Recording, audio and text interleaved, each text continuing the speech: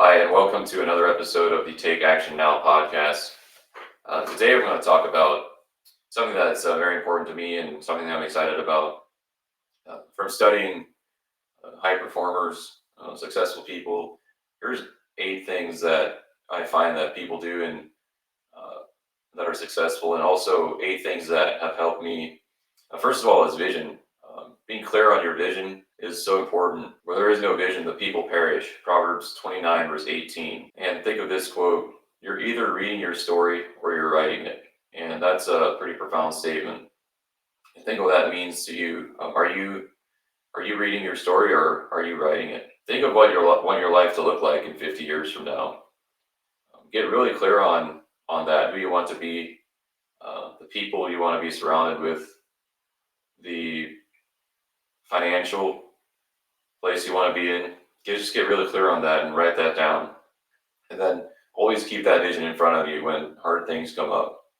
Just remember that in order to get there, you'll have to do hard things. If your vision is different from where you're at today, you're going to have to grow, and just keep that in front of you. Number 2 is a why or purpose. This is another thing that I see high performers have, successful people have, is they just have a why that is stronger than their why not. I don't want to ask you, is your why stronger than your why not? Because if it's not, you'll never do the things you need to do in order to get to where you want to be. This is something that I just realized recently, that I think my why is now bigger than my why not. And I think your why can change over time as well. But part of my why right now is just the person that I used to be, that I am right now. And I know that being able to, if I want to get to the vision or the vision that I have, I need to do some things that make me uncomfortable. So, a couple tips to finding your why, finding your purpose.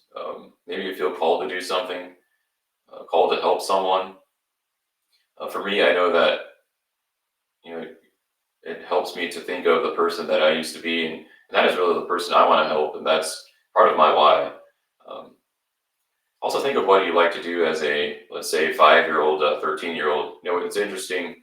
Um, Group of friends and I, we in a mastermind group, we were talking about this, and we realized that a lot of the things that we did as a kid, from the age of, like, let's say 5 to 13, I really tied in with what we're doing now, and we really enjoy what we're doing now. And for me, it was reading. I read a lot when I was in that age, and I still love to learn, and just love personal development. And so I think that's where that comes from. So think of what you like to do as a young kid. Something that you didn't get paid to do, you just did it because you just love doing it so much. Think of something that makes you. What is something that makes you emotional? Like I said, for me, it was the person I was, being stuck, feeling stuck in life, and just thinking of that. It's powerful feeling for me, because it makes me realize that, hey, if you're not willing to do these hard things, your life isn't going to change. And another thing that I see successful people do, is they treat each day as their last, and they just attack every day with the same mindset of being intentional with every single minute they get. Number 3, this step number 3 is to create habits and systems. I like this quote: "We don't rise to the level of our goals; we fall to the level of our systems and habits." And I think that is so true. I've set goals in the past, but I never reached them because I didn't have a system. I didn't have habits that I knew would get me there. I just made a goal, and that was it. And I guess there's no wonder that I never achieved those goals. So create habits, create systems. For habits, I recommend Atomic Habits by James Clear. That is a great book for habits. Another one that is really good is High Performance Habits by Brendon Burchard, and that is geared towards business owners. But definitely read those 2 books if you need help implementing habits and systems. Just a couple tips there. Make them easy. Habits, maybe not the habit itself, but make them easy to remember them. And the easier it is to continue to do them, the more likely you are to do that. I recommend making some SMART goals as well. So it's an acronym, and you can find more about SMART goals. There's plenty of videos out there to help you create SMART goals. And I think it is good to have a big, hairy, audacious goal as well. So a big goal that seems almost impossible, but still, is achievable. Set one of those goals out in the future. But I like to set short-term, mid-term, and long-term goals. So short-term would be like a monthly goal, kind of a more also short-term goal is a quarterly goal, and then a year goal possibly as well. And then I like to have targets, weekly targets to help me get to those monthly goals, and which will help me get to those quarterly goals. So that has worked well for me, and just continuously evolving that and getting better at that. So number 4 is the subconscious mind. High performers are able to train their subconscious mind, and this is something very powerful that I didn't realize until a few years ago. Our subconscious mind is very powerful, and whatever we tell ourselves, so auto-suggestion, whatever we tell ourselves, our mind starts to believe that. So just be very careful about the words you say to yourselves that you think each day, and just take every thought captive, and don't allow just any thought to get into your head. The subconscious mind doesn't know the difference between reality and fiction. And so if you tell yourself the same thing over and over, it starts to believe that it is true. So read the book, Think and Grow Rich. That has been a powerful book for me.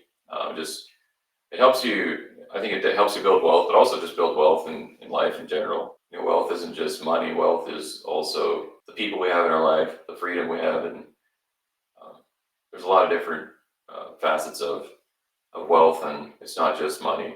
So read the book, Think and Grow Rich. That has been very powerful for me. Number 5 is be intentional. Intention is very important.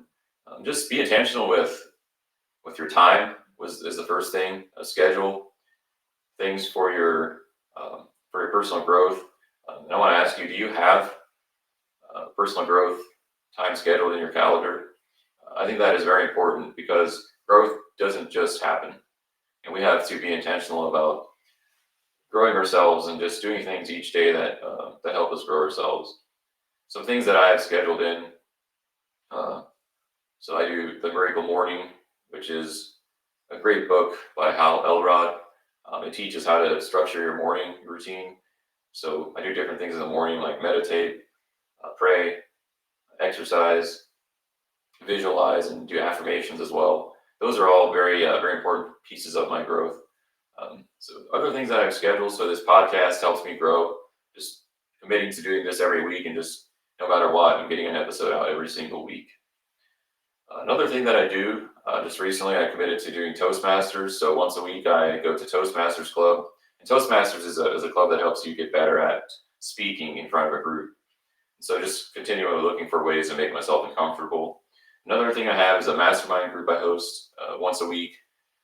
That is another thing that I schedule that helps me grow personally. And there's many other different things that I do. I schedule time to learn something new. If I want to learn something new, I schedule time for it, and I spend that time just reading about it or watching a video, whatever is the best course of action that day. So be intentional with everything, with your faith, family, fitness, and finance. Remember, growth doesn't just happen. Number 6 is accountability. Be accountable to yourself, first of all. Self-confidence comes from keeping the promises we make to ourselves. And think of that. Do you keep the commitments that you make to yourself, or do you just is it easier for you to keep commitments to others than it is to yourself? Just be very aware of that, and don't overcommit. Renegotiate your commitments and make sure it's something that you can do, but make sure you follow through on it, because that is one of the biggest things that builds self-confidence, is keeping the promises we make to ourselves. Find accountability partners. This is very critical for me as well. I'm part of a couple different groups that we hold each other accountable, and we commit things to each other. Take extreme ownership of your life. And that is another good book, Extreme Ownership by Jocko Willink. And this takes responsibility to the next level. Responsibility versus being a victim. And that's another thing I see high performers do is they're very responsible. They don't play the victim in any part of their lives. And remember, life happens for you, not to you. So anything that happens to you, just think that this is happening for me, not to me. And I like to think of the verse Romans 8, verse 28. For God works everything together for good for those who love Him.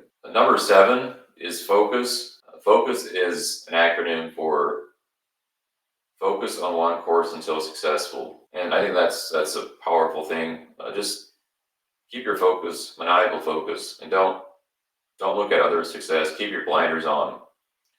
Just focus on your mission, focus on your vision, and keep that out in front of you. Don't get shiny object syndrome.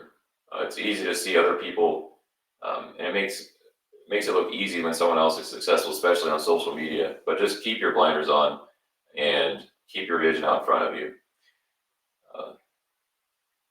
Another thing that I've noticed is successful people are go-givers. They're willing to give freely, and that is a very important thing to me.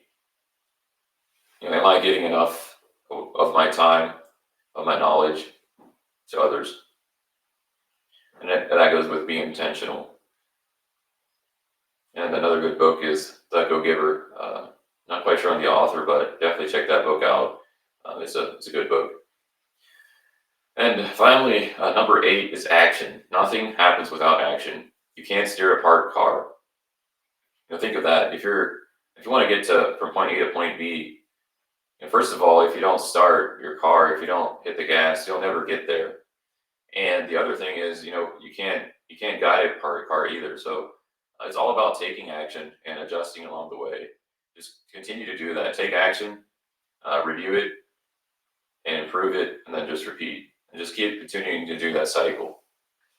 I've heard the saying that action is the mother of all learning, and that's the only way we learn, right? Is by doing something, and possibly we're not effective at it, but we implement new strategies to get better, and we just repeat, we rinse and repeat that cycle. That is so important. Action is the most important thing, I think, is just to go do something. I like to think of the example of the graveyard. So someone told me recently the most expensive real estate in the world is the graveyard, and that really kind of hit me. People die with so many good ideas, millions of dollars of good ideas, billions of dollars of good ideas have gone to the grave with people because they never took action. And I want to encourage you to just take action on whatever it is that you want to do, that you feel called to do. You don't have to be great to start, but you have to start to be great. And that is a quote from Zig Ziglar. He used to say that a lot. So in summary, get clear on your vision. Be really crystal clear on that. Define your why, your purpose. Create habits and systems to help you get to your goals. Train your subconscious mind. Read the book Think and Grow Rich. Be intentional with your time. This is very important. Just in all areas of life, just be very intentional. Accountability. Find accountability partners. Be accountable to yourself. Take extreme ownership of your life. Focus on one course until successful. Just keep your eyes on the prize. Don't get shiny object syndrome. Number 8 is action. Nothing happens without action. Just remember that you can't steer a parked car. Yeah, that is something that's very important to me, something I was excited to share with you. I would love to work with you one-on-one. And if you're interested in learning more about that, send me a DM, whichever way works best for you. You can find my contact links down below in the description. As always, future is bright. Thank you for watching, and I will see you on the next one.